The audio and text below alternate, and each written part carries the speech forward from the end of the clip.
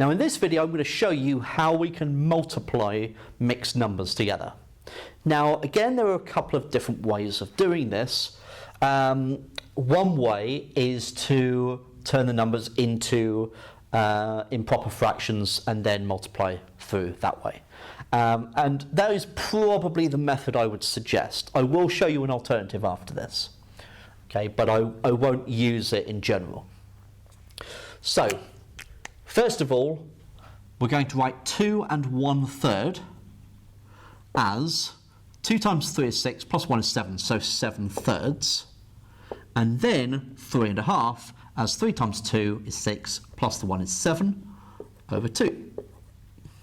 So 7/3 times 7/2 is 49 over 6.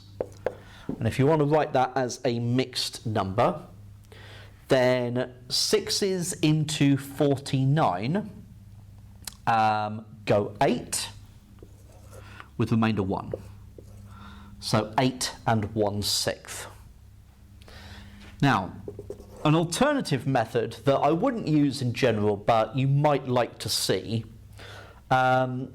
is essentially using the method of multiplying out double brackets. Now, we haven't gotten onto any algebra yet in the playlist, but you may well have met that previously already. So the idea is to think about this as 2 plus 1/3, so 2 1/3, times 3 1/2. And the idea then is to multiply everything in one bracket by everything in the other bracket. Now you could do that using a grid. So you could have 2 1/3 times 3 1/2. Do a little multiplication grid if you like.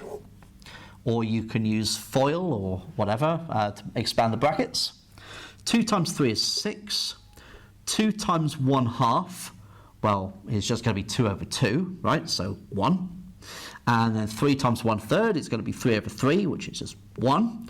And then 1/3 times 1/2 is 1/6. So we have 6 plus 1 plus 1 plus 1/6, which is 8 1/6. Okay, so you could theoretically do it that way.